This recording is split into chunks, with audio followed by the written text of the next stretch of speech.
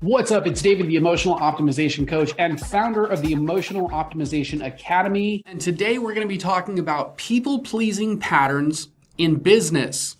So, people-pleasing patterns and recognizing those in your business. When we are working for other people, helping other people, doing good in the world, doing all that good stuff, there's a potential to get into this pattern of people pleasing, especially if you grew up in an environment where people pleasing was a part of your nature. It was a survival mechanism. It helped you to calm the emotions of other people around you so that you could feel safe as a child, right? So that's where a lot of these things come in. And today we're going to be talking about recognizing those patterns in your business, how we can sometimes overextend when we're trying to help other people, and how to bring that back into balance.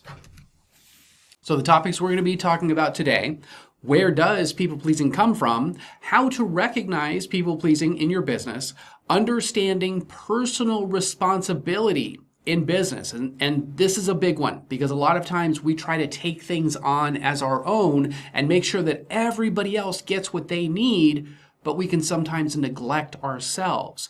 That balance of personal responsibility for you and for the people that you help, the people that you work with. If you're an entrepreneur or a coach, you're helping other people, and if that's your business, you're out helping people, right? But understanding what is their responsibility and what is your responsibility. And then we're going to get into setting healthy boundaries in business and what that looks like. Then we're going to talk about setting the stage to scale mentally and emotionally. Because if you're constantly worried about what everybody else is thinking, making sure that everybody gets what they need, right? Then what you're doing is quite likely not putting yourself in a position where you can scale mentally and emotionally. If you're always overextending and always worried about what everybody else thinks and making sure that everybody else is taken care of to the detriment of yourself, when you are neglecting yourself, you cannot scale mentally and emotionally because you're going to continue overextending. So bringing that into balance and recognizing, again, what is personal responsibility for you and what is personal responsibility for other people, making sure that those things are in balance so that as you become more successful and as you get more people coming into whatever your thing is, whether it's courses or memberships or whatever your thing is, that you can scale accordingly and you're not going to become overwhelmed by everybody else's emotions and mental, processes that they're going through when you're not overextending. Okay, so we're going to talk about that in a moment. So let's talk about people-pleasing patterns in business.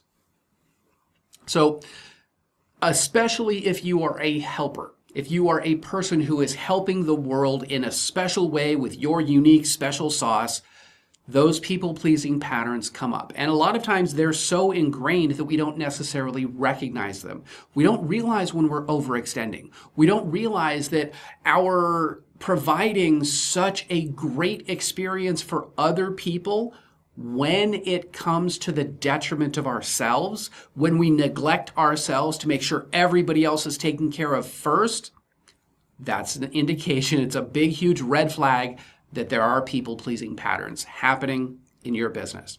And if you don't take care of them, then you're going to find yourself subconsciously procrastinating. You're going to find yourself subconsciously sabotaging. You're going to find yourself going through this resistance inside of your head because what your mind is trying to protect you from is the overextension. It's trying to protect you from, we can't do this, right? We cannot overextend because we're going to get burned out. So instead of overextending and protecting you from the pain of making sure that everybody else is taken care of, neglecting yourself, right? Your mind is going to go, no, we can't do that. We can't be successful. We can't do this. We can't get better at our business because that means that we're going to overextend even more. We're going to drain out. We're going to bleed out the more successful we become, unless you bring it into balance. If you can bring it into balance, then your mind goes, okay, yeah, we can do more. We can be more successful. We can have more members. We can have more clients. We can have more people come into our business, and we can serve more people because we're not bleeding out, because there's a balance to everything. It flows better. So then your mind goes, yes, do more, right? So it's going to be a champion to become more successful when it realizes that these people-pleasing patterns have been taken care of, right? You're not overextending, you're doing for yourself, and the overflow goes to your clients, it goes to your members, it goes to your customers, it goes to whomever you're working with, right? Whomever you're doing your business for, whatever your business is designed to help people with, right? So let's talk about where people-pleasing comes from.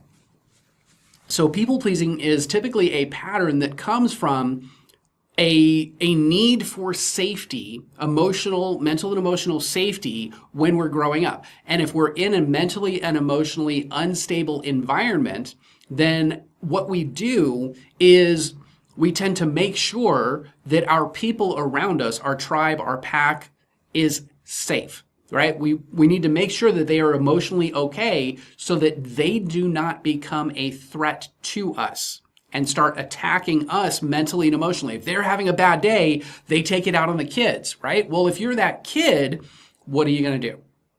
You're going to start overextending. You're going to make sure that mom and dad are okay. You're going to make sure that they have what they need, that they're emotionally calm. Because if they're emotionally calm, then you're safe. If they're not emotionally calm, then you are not safe. If you're not safe, then you've got to protect yourself from those threats. The way that we do that, one of those coping mechanisms happens to be people-pleasing. So we got to make sure that mom gets taken care of, that mom has everything that she needs, that you don't be the person that is making mom upset or dad upset. Because if they're upset, they're going to get mad at you. And that's going to cause pain. That's going to cause disruption. It's going to make you not feel safe while you're at home. And sometimes for me, the example was I would have conversations with my mom just to check in and see where she was doing or how she was doing, right? That led to me being a coach, being a mental and emotional coach for my own mother when I was a kid, sometimes as little as 5, 6, 7, 8, 9 years old, right? I was basically being my mom's therapist as a little kid. Now, that served me well in life. It helped me to help more people. It helped me to be here for you guys and do all of the things that I'm doing now. But back then, I was a little kid. I should have been safe to go out and play, have fun, not worry about my mom's emotional state, right? But my mom was mentally unstable. There was a lot of mental and emotional issues that she didn't resolve. So in order for me to feel safe, I had to make sure she was taken care of, make sure that she had somebody to talk to about her stuff so that it didn't build up to the point where she would break windows, where she would throw our stuff out because we didn't clean, right? We were kids. There was a time when she literally broke the window by throwing our stuff out into the yard, basically, and then had us go and clean it up because we didn't clean up enough in time, right? That's an example of things that can happen that make us feel unsafe. So what do? We overextend. We make sure that everybody else is taken care of first, because then we're safe. Then we're protecting ourselves from the pain of some emotional outburst or some mental instability or something that happens that becomes a threat to us as a little kid. So we got to make sure that dad has his slippers, right? Or his robe or whatever. You got to make sure that that mom is mentally calm, right? So if you're at school, you're subconsciously worried about what kind of a day mom's going to have and what kind of an emotional state that you're walking into. What this also does is amplifies your perception of the environment, your ability to tap into other people's emotional states. So we're talking about empathy and things like that. Your ability to tap into other people's emotional states so you know whether or not you are safe when you're going home. And the brain, recognizing patterns, goes, okay, my mom cycles every 5 days and she goes through this emotional outburst. Okay, well, your mind in the background is calculating all of these angles and you know what day it is and whether mom's going to explode when I get home. So it creates this underlying stress and anxiety of this perceived threat that is going to happen eventually, and your mind practices, assesses the timing, assesses your mom's emotional state, the whatever the parent is, and then you go, okay, I've got to go home and I've got to prepare for the wrath, right? I've got to prepare for this emotional outburst. So you're going to do everything in your power to alleviate any stress from your mom, your dad, whoever the threat happens to be, right? So you go home, you make sure everything's all good, you make sure she's got her coffee, you make sure she's got her cigarettes, you make sure she's got everything that she needs, and you're overly nice. And it's not disingenuous, because you do want to be nice to your parents, you want to be nice to the people around you, but it's an overextension when you are less worried about yourself and more worried about making sure that this person is okay. If this person is okay, then I'm safe, right? So you become last. And that's where the people-pleasing element of this comes from. You are protecting yourself from an emotional or mental instability in your home environment, something that creates some kind of a threat or a perceived pain.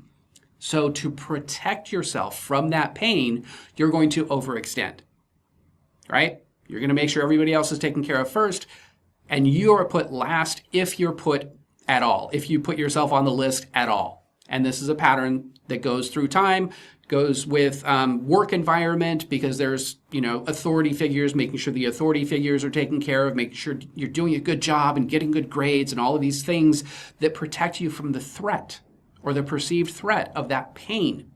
Okay, so that's what people pleasing is. That's where it tends to come from. And it becomes such an ingrained pattern that we don't even necessarily recognize it, because our first impulse is to make sure everybody else is okay, right?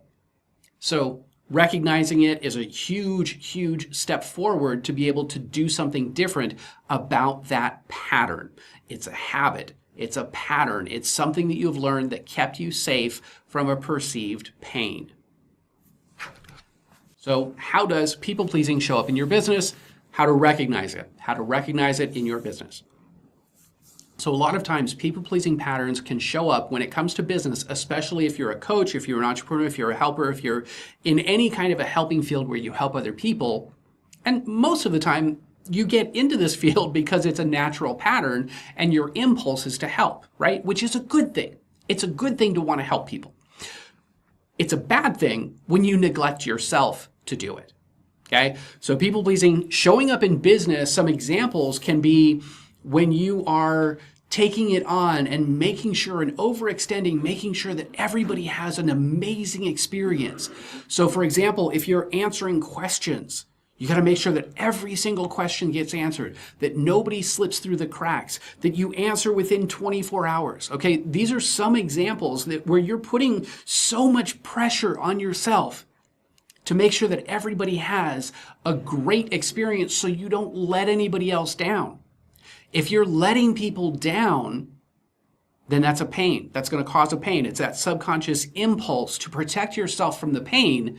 So you're doing these things kind of without even realizing it, without even thinking about it, instead of creating some kind of a structure or a format where you can still answer questions. You can still make sure that everybody has a great experience, but you're not dying in the process. You're not overwhelming yourself in the process. You're not overextending and neglecting your own self-care, your own self-love, your own putting yourself first. Because the flip to that is making sure that you are taken care of, making sure that you have enough to give by giving to yourself first. If you give to yourself, you fill yourself up mentally and emotionally. You stabilize your foundation and then fill yourself up. And as you fill yourself up, the natural byproduct of doing that is that you can help more people from the overflow of your mental and emotional stability, foundation, and then resource. So your mental and emotional resource, when you have a stable environment, when you create a mental and emotional foundation where you are taken care of, then imagine how much you can do when you are stable, when you fill yourself up first, okay? So people-pleasing can also show up, and these are some of the resistances that I'm going to talk about, are procrastination, where again, your mind is trying to protect you from overextending, right? It's trying to protect you from that people-pleasing pattern. So it's going to self-sabotage. It's going to procrastinate. It's going to put things off until later because it's protecting you from what it knows you're going to do until you break the pattern, right? It knows you're going to overextend. It knows you're going to burn yourself out working 7 days a week, 24 hours a day, where you're always on call. When you are constantly letting your clients text you in the middle of the night because they've got an issue. When you are constantly, available everywhere, all the time, just so that you don't let somebody down, okay? Those are some examples where your brain is protecting you from this people-pleasing pattern. Sabotage, self-sabotage, procrastination. You may also have negative self-talk, rumination. These are some other examples where your mind is going into the worst possible scenario because it's trying to protect you from the pain. It's trying to protect you from letting somebody down because that's a painful thing. If you let somebody down, then you might be rejected. You might get kicked out of that pack, have to fend for yourself in the wild. It's a bad thing for you. If you are not good enough, which also goes into things like imposter syndrome, if you don't feel like you are good enough, then you're going to overextend even more trying to prove yourself. Okay? So those are some ways that that people-pleasing patterns show up in business. How to recognize it. If you don't have particular office hours, if you are constantly on call, that's an example. If your schedule is open 24 hours and people can schedule whenever they need to or whenever they want to and you don't have set business hours, that's an example of people-pleasing in business. When you are doing so much and you are constantly available on every social media channel. Well, what do you prefer? How do you like to communicate? No, it's about how you personally like to communicate. What is your preferred method of communication? For some people, it is email. Some people prefer phone. Some people prefer chat. Whatever your preferred channel of communication, set it and then direct people to it. Okay? You're setting the stage. You're not letting other people set the stage. You're not overextending and going, okay, well, if you prefer email, then I'm going to email you. If you prefer chat, I'm going to chat with you. If you're going to, and yes, there is customer service where you're available in certain ways, but you got to put yourself first. If you hate social media, then do not open yourself up to social media as an avenue of communication. Let it be email, let it be text, let it be, Voxer, whatever your preferred method of communication, put yourself first, okay? Setting your office hours, channels of communication, customer support, how does that go, right? Are you constantly making sure that everybody is taken care of to the detriment of yourself, or do you have certain hours? Do you have a certain system in place for your customer service, for troubleshooting, for helping somebody with whatever you help people with? You've got to set the stage. You've got to create your systems that work best for you. You want to be more efficient in business? Do it according to what works for you. Stop trying to make everybody happy and make yourself happy first. Because the happier you are, the more that you are, that you've got a system in place, the more that you can do, the more efficient you become, the better you can help people when you stop trying to overextend, when you stop trying to help people so much that you're neglecting yourself. You're neglecting your self-care, you're neglecting your off time, right? Because you cannot work 90 hours in a day. Number one, it's literally impossible. But when you try to, what you're doing is you're neglecting parts of yourself. So putting yourself first, making sure that you are in alignment with what you're doing, that you're not feeling overwhelmed, stressed, anxious. Those are some of the symptoms of people pleasing. Okay? Those are some of the symptoms when you are out of alignment. You're trying way too hard to make sure everybody's okay. And what does that do? That burns you out. Okay? So you don't want to get burnt out. You want to do more. You want to become more efficient. So put yourself first. So what is happening in your mind? This old pattern that is designed to protect you from the pain of letting somebody down, the the byproduct of letting somebody down is you're going to get the mental, emotional, and sometimes physical wrath of somebody else being unhappy. You're doing something that makes somebody else unhappy. Okay, number one, it's their issue. They've got a trigger, they've got something going on, they've got some childhood trauma that they need to work through. Whatever it is, that's on them. And we're going to talk about personal responsibility here in a minute. But let's say, for example, you got mom and dad that always get pissed off. And let's go extreme for a moment, okay? And this does happen, but let's go extreme for a moment as an example.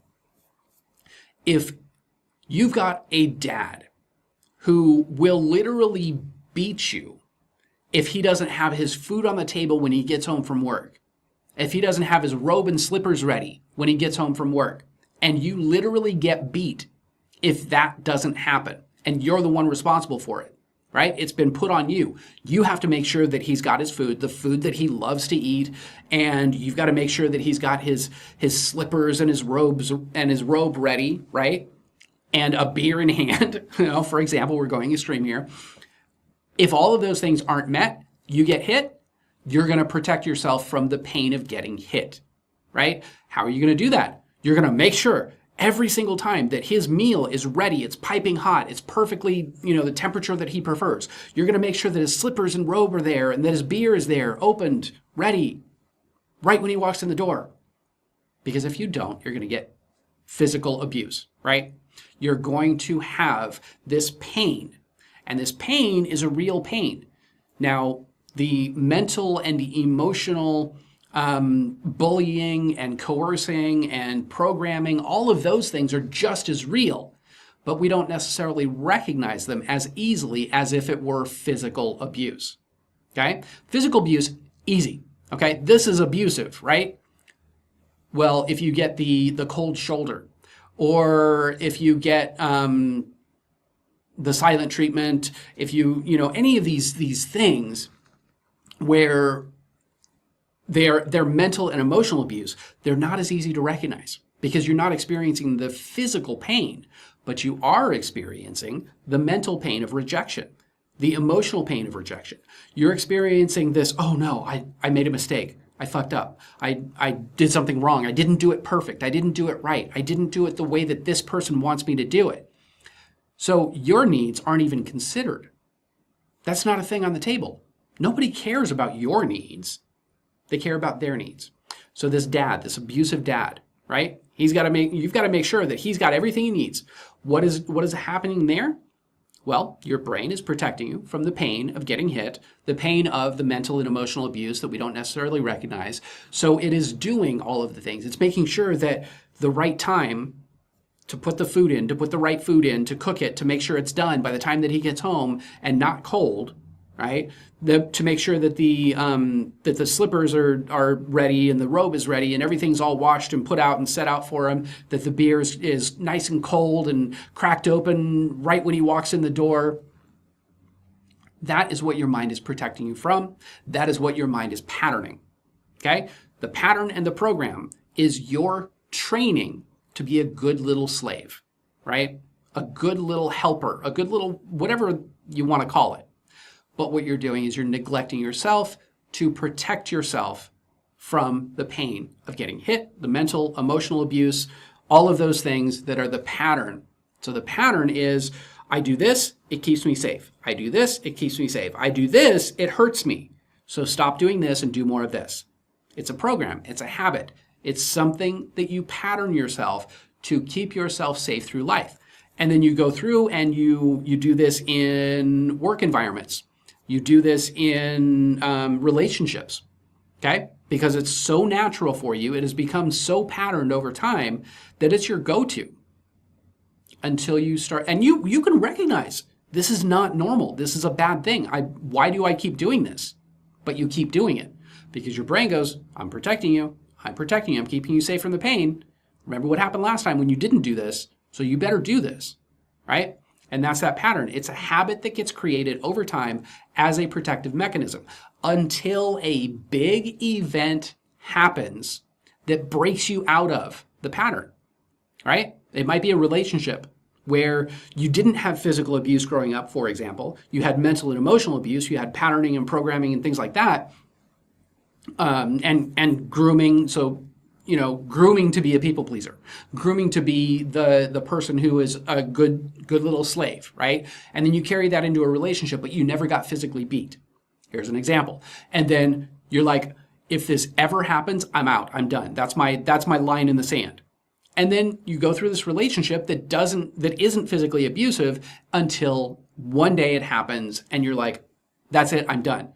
But you put up with all the mental and emotional abuse, right? So this big, huge event happens, you get hit one day, you're done, you walk away. Then you start deprogramming. You start looking at the patterns. You start recognizing and acknowledging this is not healthy. How could I do this? And then when you break through and you do the work, the mental and emotional work, putting yourself first, building your foundation, your mental and emotional foundation, becoming stronger and stronger, having a stronger ego strength, being more confident, things like that. Then you start looking back and you're like, why did I ever do this? Okay, how could I not recognize this was abusive? Because you didn't. Because you weren't ready. There wasn't something big enough to break you out of that pattern, and you weren't safe enough. Your brain didn't feel like it was safe enough to step into building this new pattern. So it went through what did keep you safe, to the best of its ability, what it knew so far to protect you from pain. Mental, emotional, physical pain. Okay? Your brain's doing an amazing job. It protected you the best way it's known how. As you start breaking through, or as you have these moments of epiphany and awareness, you're like, oh, okay, that's not right.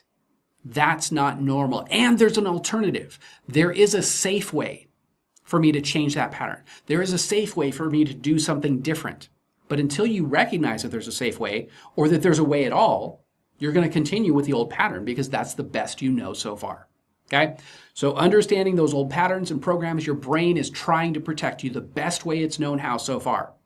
As you learn more, as you open your mind, as you expand more, as some big event happens and you're like, okay, it's time to make a change, those moments you start to recognize that there's something different, this pattern is not healthy, and there's a new way to do things. Okay? There's a healthier way, there's a way that keeps you safe, that makes you feel stronger, that fills you up first. All of that can happen in your mind, but you've got to know that there is a way and there's a safe way. Which out here on the West Coast, it's a grocery store. Kind of funny that it talks about that we're talking about nourishment and keeping yourself safe. All right, so setting healthy boundaries in business and understanding personal responsibility. Healthy boundaries in business are setting your hours of operation, setting your preferred channels of communication, how do people get help from you? How can you still provide a fantastic experience without overextending? Okay? Your unhealthy boundaries are non-existent, right? Your boundaries are non-existent, that's unhealthy. You're overextending, that's unhealthy. It's going to drain you, it's going to, it's going to suck the life out of you, basically. So putting those boundaries in place, and at first it's going to feel selfish, right? At first it's going to feel like you're letting people down. All of those old patterns that come from that program in the first place that was protecting you from, oh, if I let dad down, I'm going to get hit. If I don't do a good job, I'm going to get abused in some way, shape, or form. I'm going to experience some kind of pain. So creating the healthy boundaries are like, you know what, Dad? Fix your own food. Get your own meal. You're a big boy. You can have your own slippers and your own robe. If that's what you need, do it. I'm a kid. I'm 5. I shouldn't be getting you a beer, right? I shouldn't be making sure that your food is hot when I'm 5 years old. Again, these are extreme examples, but they're not out of the realm of possibility, right? I've worked with clients who've dealt with that kind of stuff, like legitimately. And then understanding personal responsibility. You are responsible for your own well-being. You are responsible for your mental and emotional stability, your foundation. You are responsible for your own happiness. You're also responsible to put these boundaries in place because people treat you how you show them you want to be treated. And if you're a people pleaser and you're overextending, then people think, oh, okay, this is how they want to be treated. So that's what they want, right? They want to be available 24/7. That's fantastic because we're all worried about ourselves. We are all selfish human beings, right? I'm worried about what I get out of life. Other people are worried about what they get out of life. It's a natural part of being human. The balance is when I get what I want and somebody else gets what they want, and it's a mutual exchange, right? That is fantastic. That's the gold standard to live for, right? At least in my opinion. So personal responsibility is when you are responsible for yourself and other people are responsible for themselves. And you actually do a disservice to other people when you overextend, when you are constantly worried about making sure that everybody else gets what they need and assessing their needs before they even realize they have them. You are taking an opportunity for them to grow away from them by making sure that you've got everything that they could possibly need before they realize they need it. When we realize that we've got something to work on and we are motivated enough to work on it, then it becomes more powerful. When it's our own idea, it becomes more powerful. It sticks in. When we are ready for the growth, it sticks more. There was a concept when it comes to democracy and freedom, right? You cannot hand somebody their freedom. You cannot hand a country their freedom, for example. If they're not ready for it and if they don't work for it, it's not going to stick because they're in a pattern of, well, this person takes care of me. This leader takes care of me. They handle everything. I don't have to worry about anything. That's the way it's always been. Now, they may be suppressed, they may be oppressed, they may, all kinds of negative things, right? But until they are ready to fight, to rise up, to rebel, to make it big enough to fight for their own freedom, they're not ready for freedom. And if you go in and you basically try to install freedom for them, it's going to crumble. However, if they fight for it, if it's big enough for them to do something, to make a change, if they are motivated to make this change, they're going to do it and there's nothing stopping them, right? Those are the kind of clients, so those are kind of members, those are the kind of people that you want to work with, the people who want it bad enough, the people who are ready to jump in and go through all of the Q&As, go through all of the past calls, right? The past lessons or whatever to find what they need. Those are the people who you cannot stop them from growing. Those are the golden clients, the golden customers, the golden members, the golden people that you want to work with are the people who want it bad enough, right? And I'm sure you have all had a moment where you've wanted something bad enough that nothing could stop you. Being entrepreneurs, being coaches, being in your own business, doing your own thing, that takes a huge leap of faith. If you want it bad enough, you're going to continue hammering at it, working it out, figuring it out until you break through. Those are the kind of clients you want because you know that's the effort it takes. You need to be motivated to do it. Otherwise, you're going to procrastinate. You're going to find all these reasons to not do it because it's not big enough. It's not important enough. So understanding personal responsibility as it comes to your people, giving them the opportunity to learn and to grow, to fall on their face, to make a mistake and to learn from it, to provide everything that they need when they are ready. And if they're not ready, they're not ready. You can't spend all of your energy on 3% of people who are constantly whining and moaning and not taking any action or gaining any traction in their business because it's not important enough for them. So they're going to have all these excuses and they're going to put it on you. You're the reason that I can't do this. How come you're not helping me? How come you're not helping me? Well, if you're helping them 7 days out of the week and they constantly come back to you with the same questions, the same problems and the same issue, and they haven't made any change, what are you doing? You're wasting your energy. You're being inefficient with your time and your resources trying to help somebody who's not ready.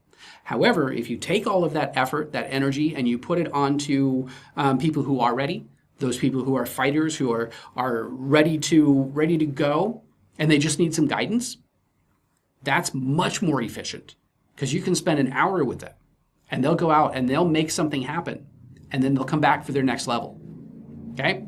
That is personal responsibility. That is how you become more efficient in your business, by setting healthy boundaries, the way that you like to communicate, your office hours, what you're willing to do, and creating systems that are beneficial for you that allow you to do more. to provide a better experience without overextending. So let's talk now about setting the stage to scale mentally and emotionally. So scaling is basically being able to help more people, to do more, to bring in more members, more clients, more customers, more whatever it is that you're doing. But in order to scale, you've got to have those systems in place and have those healthy boundaries and have that personal responsibility in place. Because if you do, then you can, sky's the limit. You can go to the moon and back, right? Because you're not overextending. You're not draining yourself mentally and emotionally. Matter of fact, if you've got the right systems in place and the right personal responsibility and the right healthy boundaries in place, you can scale and actually be filled and rejuvenated and excited about all of the growth that your people are having. It can fill you up because you're not overextending. Okay? They're doing their work, you're doing your work. It's mutually beneficial. Then you can scale to the moon and back. If you don't, and you're in this old people-pleasing pattern and behavior, right? Whether you recognize it or not, some of the symptoms are overwhelm, stress, anxiety, procrastination, imposter syndrome. All of that is an indication that you are overextending, that you are out of alignment. When you are in alignment, then you can scale, right? If you do it beforehand, and I've seen so many entrepreneurs do this, so many 6, 7, 8-figure people who end up getting burnt out because they're overextending. And yeah, they're making great money, but they're overextending. So they are personally feeling drained, exhausted, literally burnt out. They literally go to the hospital sometimes because they're burnt out. Adrenal fatigue, things like that, because they're go, go, go, go, go, but not balanced. So when you have the balance, it's much easier to scale where you're not overwhelmed. You're not stressed out. You're not anxious all the time. You're filled because you've got these things in place. So those are the tips for today. I want to say thank you so much for hanging out with me, but most importantly for choosing to level up your life and your skills, to take your life to a whole new level, to be a better leader, to be a better person. To learn more about emotional optimization so you can become more efficient with your emotions and get more done with less overwhelm, stress, and anxiety, let's connect. I would love to help you feel better. Somewhere around this video, you're going to find the resources to connect with me. I look forward to that. Go out and be a better person. Create ripples forward in the world. Be better, do better. That's how you lead the world. That's all for now. I want to thank you guys for hanging out with me, watching this video, and I'll catch you in the next video.